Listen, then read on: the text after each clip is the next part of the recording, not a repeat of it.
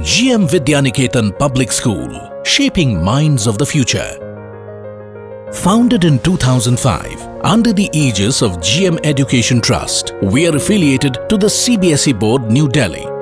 We house over 3,000 students and 300 staff at our institution.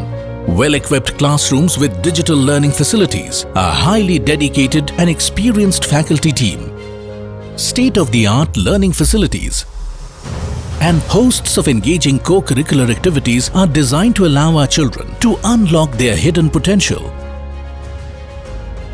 We strive to inculcate the spirit of sportsmanship and perseverance in every child. A diligent sports curriculum involves a variety of indoor and outdoor games. GM Vidyaniketan Public School. Children of today, world citizens of tomorrow.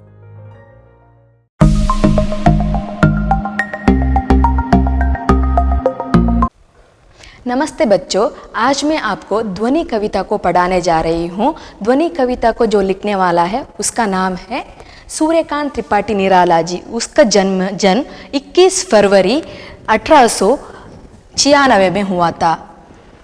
Suryakant Tripathi Nirala, उसका कविता जो है ध्वनि, इसके बारे में मैं अभी बता रही हूँ। उसके पहले मैं सूर्यकांत त्रिपाठी के बारे में कुछ बताने जा रही हूँ, उसकी जीवन के बारे में। सूर्यकांत त्रिपाठी निराला जी जो छायावादी कवि है, छायावादी कवि काल के कवि थे, जहाँ पर जयशंकर प्रसाद, सुमित्रा नंदन पंत और उसके काल के जो भी कवियाँ हैं उसमें ये भी एक स्तंभ माना जाते हैं। सूर्यकांत त्रिपाठी निराला जो मुश्किलों से उसका जीवन बीत चुका था। जब वो छोटे थे उसका पिताजी मर चुके थे, बाद में उसकी माँ भी मर चुकी थी। 15 साल में उसका जब वो 15 साल के हुए थे उसका शादी भी हुई थी।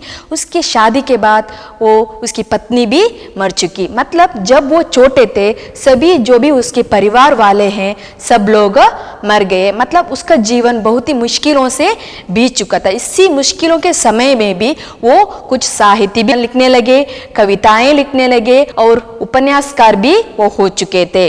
सब कुछ होने के बाद भी ये कविताएं भी लिखना शुरू की थे। यहाँ पर जो ध्वनि कविता है उसने जो लिखा है, ध्वनि मतलब क्या है? ध्वनि का मतलब है कि आवाज़, मतलब चारों ओर जो भी लोग सुनने वाली जो आवाज़ है उसे कहते हैं ध्वनि। ध्वनि कविता में उसने क्या कहा? ध्वनि कविता में उसने वसंत के बारे में भी कहा। ये सीखने लगे कि वसंत क्या है। वसंत के मौसम में क्या होता है आपको पता ही है। वसंत के मौसम में जो हरे हरे पत्तियां आती है, मतलब प्रकृति सुंदर दिखती है, प्रकृति सुहावना दिखता है। उसकी सुषमा को देखकर हम खुश होते हैं, बच्चे खुश होते हैं। जो वसंत के मौसम के पहले जो मौसम है वो है कि ठंडी मौसम, सर्दी की मौसम में तो पत्ते झड़ते हैं, पत्ते यहाँ पर नई पत्ती नहीं निकलती। मतलब सर्दी के मौसम के बाद जो आती है वो है वसंत के मौसम। सर्दी के मौसम यानी ऑटम, यानी वसंत के मौसम यानी स्प्रिंग।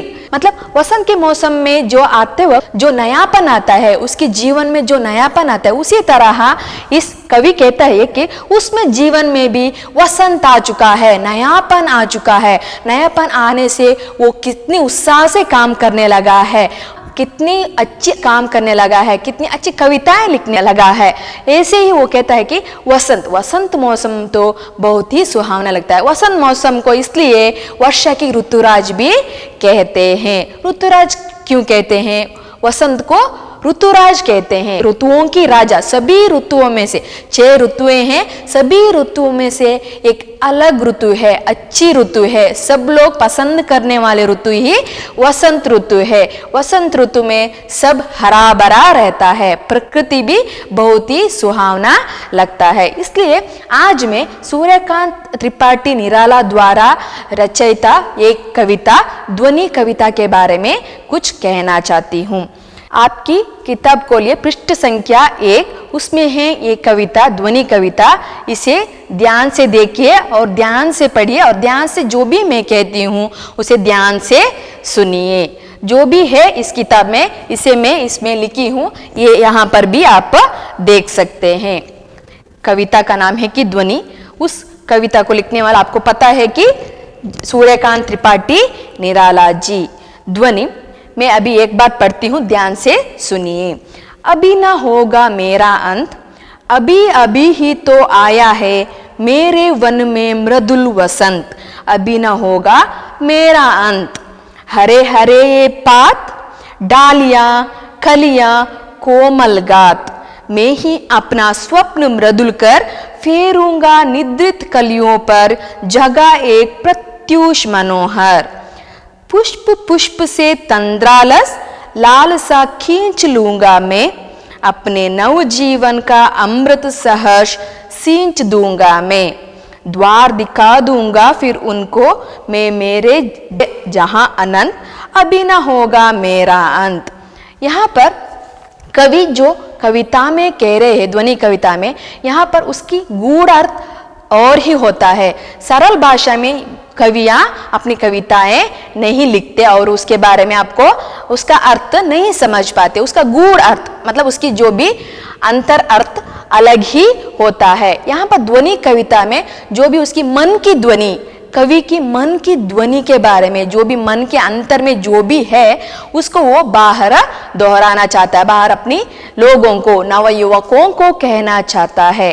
ध्वनि कविता में वो क्या कहना चाहता है और यहाँ पर वसंत ऋतु के आगमन के बारे में वो क्यों कहा है, इसके बारे में आप भी सोच रहे होंगे। ध्वनि कविता यहाँ पर पहली जो चरण है उसके बारे में अभी मैं कहती हूँ, उसकी जो भी प्रसंग है उसके बारे में मैं कहती हूँ। अभी ना होगा मेरा अंत, अंत अंत इसका विलोम शब्द आपको पता ही होगा, आरंभ। अभी ना होगा मेरा अंत, अभी अभी ही तो आया है मेरे वन में मृदुल वसंत। अभी ना होगा मेरा अंत, यहाँ पर कवि कहता है कि अभी मेरा अंत नहीं होगा, मतलब सभी मुश्किलों को पार करने के बाद भी वो सोचता है जो भी उसके परिवार में जो भी लोग थे वो मर चुके थे, वो भी मर सकता था। आजकल के लोग वैसे ही करते हैं ना, सभी लोग मर गए तो वो भी अपने को खुदकुशी कर डालता है ना। यहाँ पर ये सोचता है कि अभी ना होगा मेरा अंत अभी नहीं हुआ है, अभी वो मतलब कुछ नया करना चाहता है, कुछ तो अपनी देश के लिए कुछ करना चाहता है, कविता लिखकर लोगों को संतोष करना चाहता है, अपना खुद की मन को संतोष करना चाहता है। वो कहता है अभी ना होगा मेरा अंत अभी नहीं हो सकता, कभी भी नहीं हो सकता। अभी ना होगा मेरा अंत, अभी अभी ही तो आया है, मतलब मैं अभी अभी तो यहाँ पर आया हूँ। किस तरह आया हूँ देखिए, अभी अभी ही तो आया है मेरे वन में मृदुल वसंत आया है। वसंत की आगमन कैसा होता है, मतलब जो किशोर अवस्था में छोटे बच्चे आने पर वो खुशी खुशी कैसे रहते हैं घर में, उसी तरह मैं हूँ, मेरा आगमन हुआ है, मेरा जन्म हुआ है। जैसे वसंत ऋतु के आगमन हुआ है मेरा भी यहाँ पर जन्म हुआ है। मेरे वन में मृदुल वसंत, मृदुल का अर्थ है कि कोमल। मेरे वन में मृदुल वसंत आया है, यानी मेरे जीवन में, जैसे वन में, वन का अर्थ है कि अरण्य और कानन, मतलब वन में किस तरह वसंत आता है। वसंत आने में वन अरण्य पूरा हरा भरा दिखता है, वैसे ही मेरे मन में भी वसंत आया है। यहाँ पर मेरा नया जन्म हुआ है, नया जन्म होने से किस तरह खुशी खुशी रहते हैं लोग, है ना। एक किशोर अवस्था की एक बच्चा आने से लोग किस तरह खुश होते हैं, वैसे वसंत के आगमन होने से यहाँ की वन किस तरह खुश होते हैं, वैसे ही वसंत। आपको मैंने पहले ही बताया है कि वसंत ऋतु कैसा होता है, सुहावना होता है, सुंदर दिखता है, उसकी सुषमा, उसकी छटा सुंदर दिखता है ना। वैसे ही वसंत ऋतु यानी वसंत किसकी मन में है, किसकी आने से हुआ है, सूर्यकांत त्रिपाठी निराला यानी कवि यहाँ पर आया है, उसकी जीवन में भी वसंत आ चुका है। अभी ना होगा मेरा अंत। ऐसे ही किस तरह वसंत हरा भरा दिखता, वसंत ऋतु में प्रकृति हरा भरा दिखता है, वैसे ही इसकी जीवन भी हरा भरा हो चुका है। और वो कहता है अभी ना होगा मेरा अंत, अभी अभी ही मैं आया हूँ, मेरे वन में वसंत आया है, मैं कुछ करना चाहता हूँ। और वो युवकों से कहता है कि युवकों को भी वैसा ही रहना है, वो भी उसे भी वैसे ही सोचना है जैसे वसंत ऋतु है ना, वो भी वैसे ही सोचना चाहिए कि अभी अभी उसे कुछ करना है, कुछ कार्य करना है, आलसी बनकर बैठना नहीं चाहिए। इस तरह वो कहता है अभी ना होगा मेरा अंत, अभी अभी ही तो आया है मेरे वन में मृदुल वसंत, अभी ना होगा मेरा अंत। यहाँ पर पहली चरण में वो इस तरह कहा है, हरे हरे ये पात, पात यानी पत्ता, पत्ते, पत्ता, वसंत के आने से पत्ता किस रंग का होता है ये आपको पता ही है, हरा हरा होता है ना। हरे हरे पात, वसंत आने के बाद कैसा दिखता है, हरे हरे ये पात, डालियां, उसकी जो भी डालियां हैं, टहनियां हैं, कलियां यानी जो पुष्प फूल, कलियां, कोमल घात, घात यानी जो भी टहनी है, जो भी पेड़ है, जो भी पौधा है, उसकी शरीर, घात मतलब शरीर, मतलब कहता है कि हरे हरे ये पात, पत्ते, डालियां, कलियां, कोमल घात, जो भी उसकी कोमल शरीर है। मतलब वसंत ऋतु आते ही जो भी पेड़ पौधे उगते हैं, जो हरा भरा रहती है, जो भी उसकी पत्ते हैं वो हरा हरा होती है, जो भी उसकी डालियां हैं, जो भी टहनियां हैं, कलियां हैं, जो भी उसमें फूल उगती है, फूल आती है, कलियां हैं, कोमल घात, और उसकी शरीर भी कोमल होती है। मतलब नए नए बच्चे की जन्म होती है तो वो भी कितनी सॉफ्ट होते, कोमल होते। कोमल इसका विलोम शब्द है कि कठोर, है ना। मतलब जैसे उस वृक्ष या जो पौधे हैं उसकी जो शरीर है कोमल होती है, वैसे ही बच्चों को भी शरीर जब जन्म होती है तो कोमल होती है ना, उसी तरह मतलब सुंदर दिखता है, बच्चे भी सुंदर दिखता है, और ये वन या जो भी प्रकृति है वो भी सुंदर दिखता है। कोमल घात, कोमल शरीर, मैं ही अपना स्वप्न मृदुल कर, स्वप्न यानी सपना, मैं ही अपना स्वप्न मृदुल कर फेरूंगा निद्रित कलियों पर, जगा एक प्रत्युष मनोहर। मृदुल यानी कोमल, मैंने लिखा है मृदुल यानी कोमल, खर यानी हाथ, फेरूंगा निद्रित खलियों पर जगह एक प्रत्युष, प्रत्युष यानी प्रातःकाल, सुबह के वक्त, मनोहर यानी सुंदर। फिर से कहती हूँ कि हरे हरे ये पात, डालियां, खलियां, कोमल घात, मैं ही अपना स्वप्न मृदुल कर फेरूंगा निद्रित कलियों पर, कलियां यानी जो भी फूल है, कलियों पर जगह एक प्रत्युष मनोहर, प्रत्युष यानी प्रातःकाल, सुबह के वक्त, मनोहर यानी सुंदर। मतलब यहाँ पर कवि कहना चाहता है कि यहाँ पर जो भी स्वप्न देख रहे हैं, जो भी प्रकृति में जो भी सब कुछ पेड़ पौधे फूल सब कुछ सो रहे हैं, स्वप्न में मैं क्या करूंगा, जो भी वो स्वप्न देख रहे हैं, सो रहे हैं, उस स्वप्न को मैं होकर पास जाकर उसे उठा लूंगा। स्वप्न में जो है उस फूलों को, पेड़ों को, पौधों को उठा लूंगा। कैसे उठा लूंगा, मेरी मृदुल कर से, मृदुल यानी कोमल कर, कोमल हाथ को उसके ऊपर डालकर उसे उठा लूंगा। मतलब जैसे अगर आप घर में सो रहे होंगे तो आपके मम्मी पापा वहां आकर सुबह होते ही आपको उठाते हैं, आपको थप्पड़ मारकर उठाते हैं नहीं, है ना। ऐसे ही उसकी कोमल हाथों से आपको उठाते हैं। वैसे ही कवि कहता है कि यहाँ पर वो उठाना चाहता है, उठा कर, क्योंकि उसे यहाँ पर खुशबू फैलना, मतलब वो उठने के बाद ही सभी जगह पर खुशबू डाल सकते हैं, जग को सुंदर दिखा सकते हैं, है ना। अगर वहां पर आलसी बनकर सो गए तो वहीं पर रहेंगे। इसलिए कवि कहता है कि मैं उसे क्या करूंगा, फेरूंगा निद्रित खलियों पर, जो भी निद्रा में है, निद्रा यानी सोया हुआ अवस्था है, नी सो रहे हैं, नींद में है, निद्रित खलियों पर, खलियां यानी जो पुष्प यानी फ्लावर है ना, निद्रित खलियों पर जगा एक प्रत्यूष मनोहर।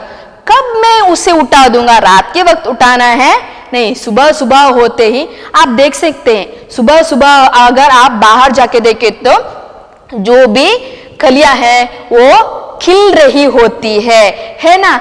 वैसे ही यहाँ पर खिलना है उसे।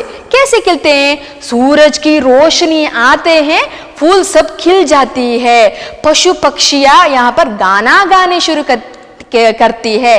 आप देख सकते हैं ना, सुन सकते हैं ना, सुबह वक्त क्या होता है, पक्षियां गा रहे होंगे और जो भी फूल है वो खिल रहे होंगे, उसे आप देख सकते हैं, हाँ कि नहीं, हाँ है ना। यहाँ पर भी वो कहते हैं सूरज की रोशनी, यहाँ पर असल में यहाँ पर कवि उसको उठा नहीं रहा है, यहाँ पर सूरज उसको उठा रहा है। सूरज किसको उठा रहा है, फूल को, पशु पक्षियों को, सभी को यहाँ पर उठा रहा है।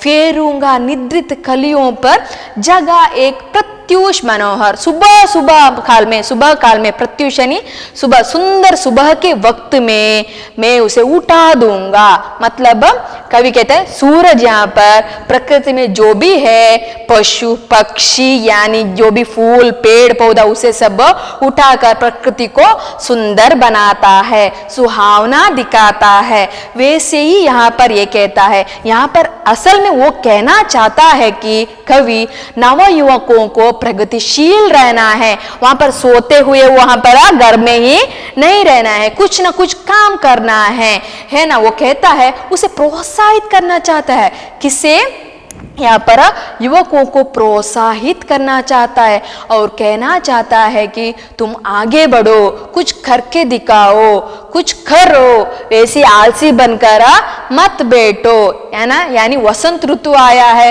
वैसे तुम्हारे जीवन में भी वसंत आया है। और वो कवि खुद को भी कहता है कि मेरे जीवन में भी वसंत आए, मैं कुछ करके दिखाऊंगा। ऐसे युवकों को भी कहता है तुम भी कुछ करके दिखाओ, है ना। हरे हरे ये पात यानी हरे हरे ये पत्ते, डालियां, खलियां, फूल, कोमल गात, उसकी कोमल शरीर वसंत ऋतु में अभी अभी आ चुका है। उसे मैं क्या करना चाहता हूँ, मैं ही अपनी उस स्वप्न मृदुल में, जो स्वप्न देख रहा है, सुबह होते ही उसे उठना है, अभी अभी वो आलसी होकर वहां पर सो रहे हैं, उसे मैं अपने मृदुल हाथ से उठाना चाहता हूँ, मृदुल कर से उठाना चाहता हूँ, जैसे सूरज की रोशनी उसे उठाते हैं। मतलब मैं नव युवकों को जागृत करना चाहता हूँ, प्रोत्साहित करना चाहता हूँ, उसे भी आगे बढ़ना है, आगे बढ़कर कुछ करना है। मृदुल कर फेरूंगा मतलब उसे ऐसे फेरूंगा, निद्रित खलियों पर जगा एक प्रत्यूष मनोहर, मतलब जग सुंदर दिखता है। अगर सभी नव युवकों जागृत होकर कुछ करेंगे तो हमारा देश भी कितना सुंदर दिखता है ना। अगर वो आलसी बनकर घर में रहेंगे तो कैसा होगा, आप ही सोचिए। आपको भी वैसे ही रहना है, आपको भी घर में आलसी होकर अभी नहीं रहना है, कुछ ना कुछ करना है, पढ़ना है, लिखना है, खुद के लिए कुछ करना है, अपने माँ बाप के लिए कुछ करना है। आलसी बनकर घर में मत बैठिए। और यहाँ पर तीसरा चरण है, देखिए, पुष्प पुष्प से तंद्रालस। मैंने कहा था पुष्प यानी जो कलियां मतलब भी फूल है, पुष्प मतलब भी फूल है। पुष्प पुष्प से तंद्रालस, तंद्र यानी नींद, आलस यानी आपको पता है आलसी, नींद को पुष्प पुष्प से तंद्रालस, तंद्रालस मतलब नींद छीनना। पुष्प पुष्प से तंद्रालस, लालसा, लालसा मतलब है इच्छा। पुष्प पुष्प से तंद्रालस लालसा खींच लूंगा मैं, अपने नव जीवन का अमृत सहर्ष सींच दूंगा मैं। जीवन इसका विलोम शब्द है कि मृत्यु है। कवि कहता है पुष्प पुष्प से, सभी पुष्पों से, सभी जो पुष्प है फूल से, तंद्रालस मतलब उसकी जो नींद छीनकर मैं उसे उठा दूंगा, उसे उठना चाहिए, उठकर कुछ करना चाहिए। लालसा मतलब उसकी जो भी इच्छा है, उसकी इच्छा जो कामना है उसे पूरी करना है उसे। लालसा खींच लूंगा मैं, जो भी इच्छा है उसे करना है। अपने नव जीवन का अमृत सहज सींच दूंगा मैं। नव जीवन क्या है? वसंत ऋतु में उसकी नव जीवन हो चुका है, मतलब उसकी नए नए जीवन आरंभ हो चुका है। उस जीवन में जो भी उस जीवन में उसकी अमृत है, अमृत आपको पता है, अमृत पीने से जो भी कोई है वो मरता नहीं। अमृत पद का विलोम शब्द है कि विष। अपने नव जीवन का अमृत सहर्ष सींच दूंगा मैं, मतलब अमृत पीने से लोग मरते नहीं है ना, ऐसे ही इसे भी अमृत पीकर रहना है और उसकी हर्ष, जो भी हर्ष है मैं सींच दूंगा, मैं भी सींच दूंगा। जो भी उसकी हर्ष है मैं सींच दूंगा, मतलब वो कहता है कि वो हर्ष मुझे भी चाहिए। सभी लोग हर्ष से रहना है, खुशी खुशी से रहना है। नव जीवन का अमृत सहर्ष सींच दूंगा मैं। उस अमृत को जो नव युवक है उसके अंदर डालना चाहता हूँ, जो नव जीवन का अमृत है उसके अंदर डालना चाहता हूँ। वो भी हर्ष से रहना है, कुछ करना है। जो पुष्प में जो हर्ष है वही हर्ष किस में रहना है? जो नवयुवक है उसके मन में भी रहना है और कुछ करके दिखाना है। कहता है कवि, पुष्प पुष्प से तंद्रालस लालसा, जो भी इच्छा है खींच लूंगा मैं, अपने नव जीवन का अमृत सहज सींच दूंगा मैं। और वो ये भी कहना चाहता है, मेरे नव जीवन में कुछ मैं पाना चाहता हूँ, खुशी पाना चाहता हूँ, वो मुझे मैं करके ही दिखा दूंगा। मैं ये सभी काम करके एक अच्छा जीवन बिताना चाहता हूँ और देश के लिए कुछ करना चाहता हूँ, लोगों के लिए कुछ करना चाहता हूँ। युवक जो भी है उसे भी कहना चाहता हूँ कि कुछ करके दिखाए। अगला जो विचरण है अंत में जो भी है देखिए, द्वार दिखा दूंगा। द्वार मतलब आपको पता है, जो भी आप घर के अंदर आते वक्त कैसे आते हैं, द्वार के अंदर से आते हैं। द्वार यानी दरवाजा। द्वार दिखा दूंगा फिर उनको। उनको मतलब कौन है? यहाँ पर फिर से वो कह रहा है उनको मतलब है नवयुवकों को। फिर से वो यही कहना चाहता है कि द्वार दिखा दूंगा, नए द्वार, नए राह दिखा दूंगा, नए दरवाजा दिखा दूंगा आगे चलने के लिए, आगे बढ़ने के लिए। उनको मतलब नवयुवकों को मैं आगे बढ़ने के लिए राह दिखा दूंगा। हे मेरे जहां अनंत, अभी ना होगा मेरा अंत। अनंत मतलब जिसका कोई अंत ना हो।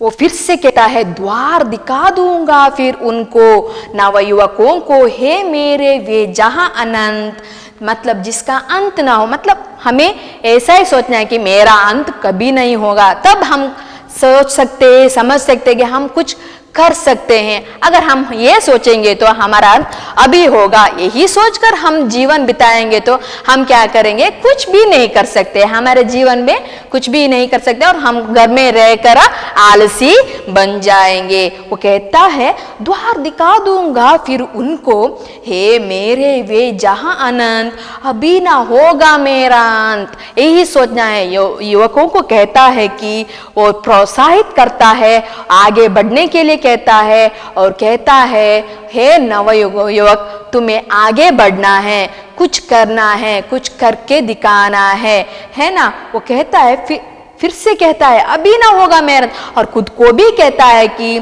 मेरा अंत कभी ना होगा, अभी ना होगा मेरा अंत, अभी अभी ही आया है मेरे वन में मृदुल वसंत, अभी ना होगा मेरा अंत। है ना।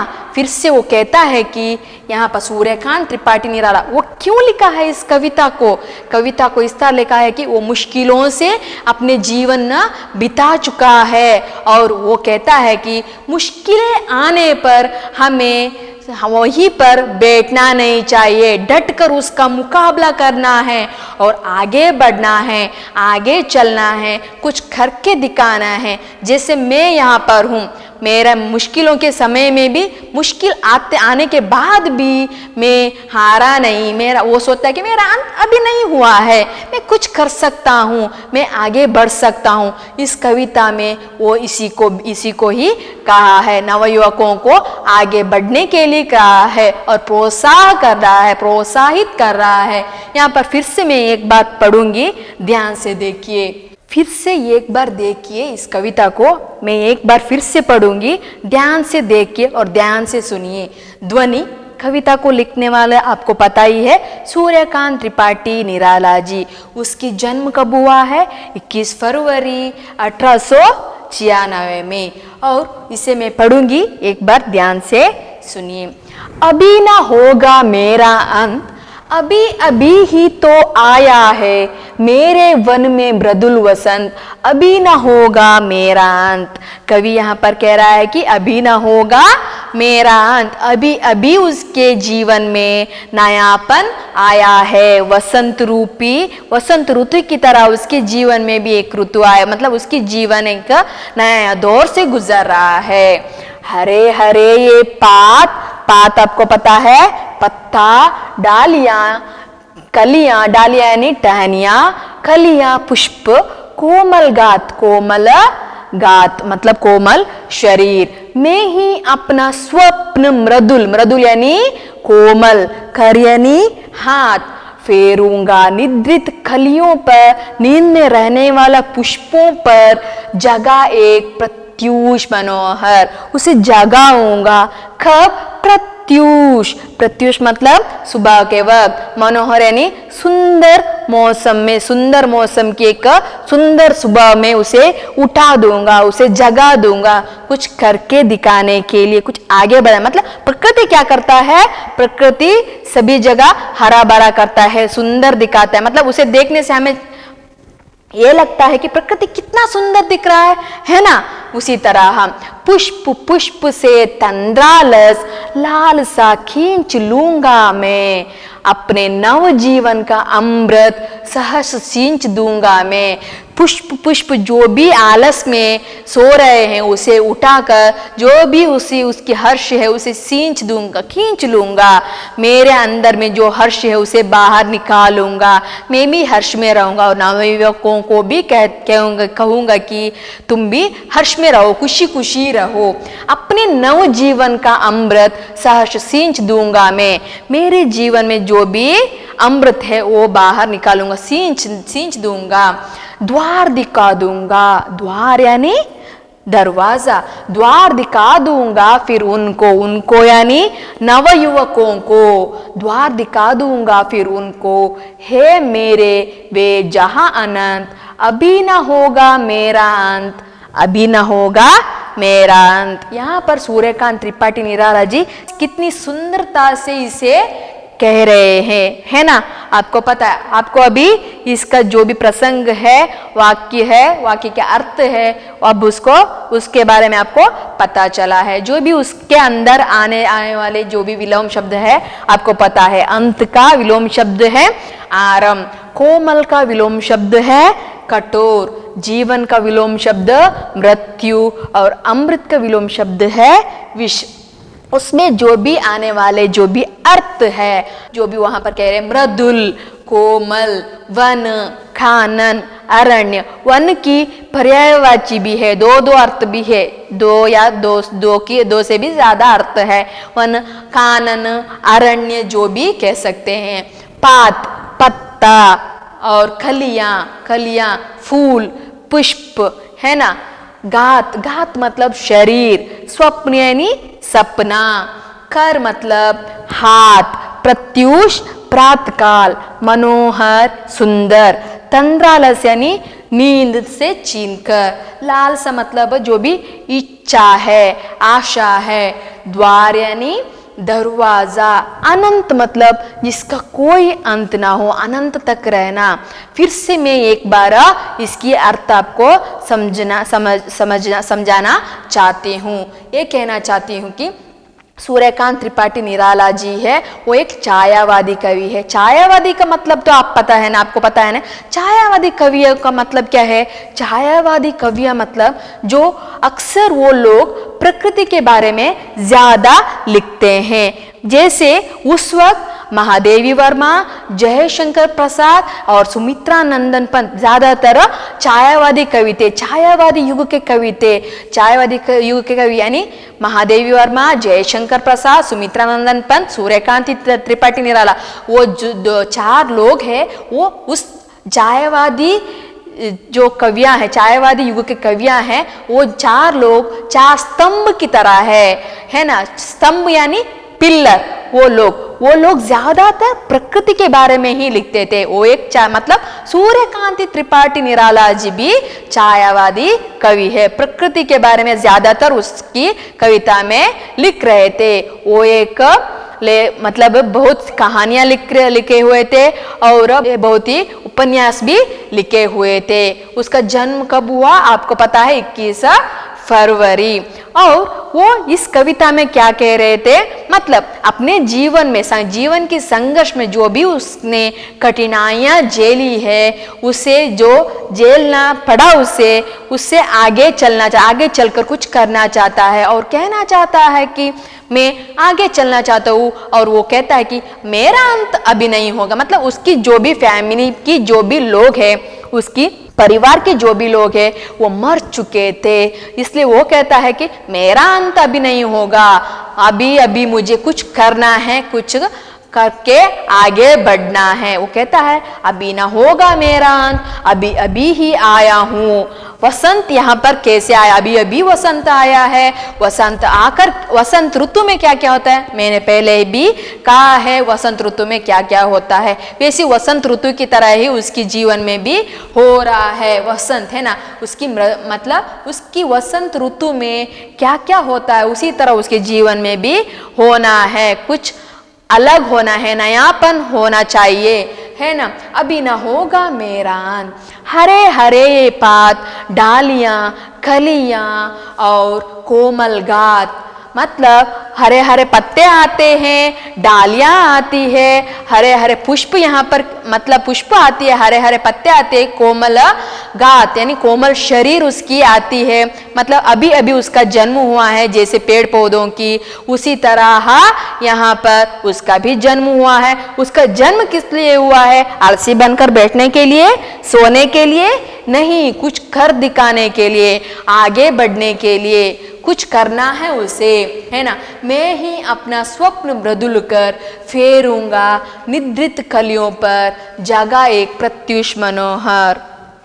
यहाँ पर वो कहता है कि मैं फिर से एक यहाँ पर दोहरा रही हूँ, कहता है कि उस जो भी सोया हुआ कलियां है, फूल है, पौधे हैं, जैसे उसे जगाने के लिए कौन आते हैं? यहाँ पर सूरज आता है। आपको जगाने के लिए आपके घर वाले आते हैं। यहाँ पर ये कहता है कभी मैं उसे उठा दूंगा। यहाँ पर सिर्फ प्रकृति को नहीं, यहाँ पर वो कहता है मैं नवयुवकों को उठा दूंगा। क्यों?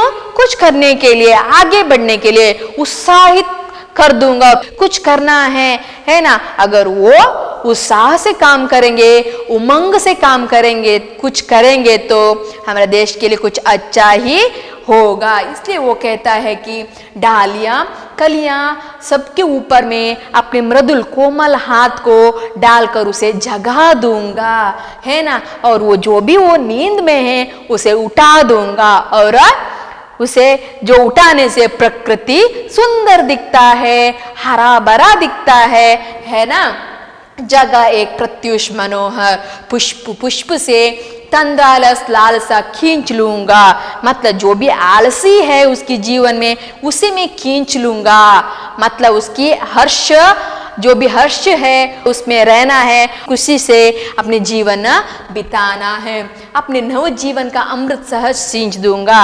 मतलब अमृत पीने से जो लोग मरते नहीं, वैसे ही नवयुवकों को अपने मन में ये ठान लेना है, मेरा अंत अभी नहीं हुआ है, मैं भी आगे बढ़ना चाहता हूँ, कुछ करके दिखाना चाहता हूँ, अपने जीवन का अमृत सहर्ष सींच दूंगा, मैं द्वार दिखा दूंगा, सबको मैं द्वार दिखा दूंगा आगे चलने के लिए, आगे बढ़ने के लिए। और कहता है कि अभी न होगा मेरा अंत, अभी अभी ही आया है मेरे वन में मृदुल वसंत, है ना। कितनी अच्छे तरह से समझाया है। इस पाठ के यानी इस कविता के बारे में अभी आपको पता चला है ना। कविता की सारांश आपको पता चला है। जो भी अभी प्रश्न मैं पूछूंगी और जो भी मैं प्रश्न यहाँ पर लिखूंगी उसके उत्तर अभी आपको लिखना है। जो भी कुछ गृह कार्य में आपके लिए दूंगी। ध्वनि कविता में जो भी मैंने सारांश कहा है, ध्वनि कविता के बारे में मैंने कहा है,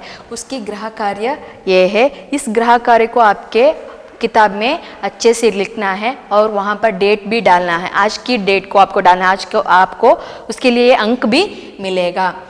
यहाँ पर गृह कार्य ये है कि वसंत ऋतु में क्या क्या होता है अपने वाक्यों में लिखिए। मतलब वसंत ऋतु आने पर प्रकृति में क्या क्या होता है, क्या क्या आपको देखने को मिलता है, आपके अनुभव को आपको अपनी वाक्य में लिखना है किताब में।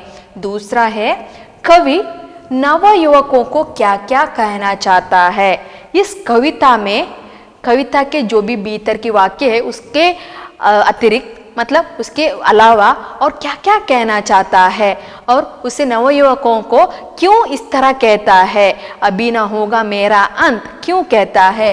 यहाँ पर कवि नवयुवकों को क्या कहना चाहता है इसके बारे में आपको लिखना है। और तीसरा है कि अर्थ लिखिए। ये 4 जो शब्द है इसके अर्थ आपको अपनी किताब में लिखना होगा। ये तो आसान है, आप लिख सकते हैं द्वार, कर, कलियां, मृदुल।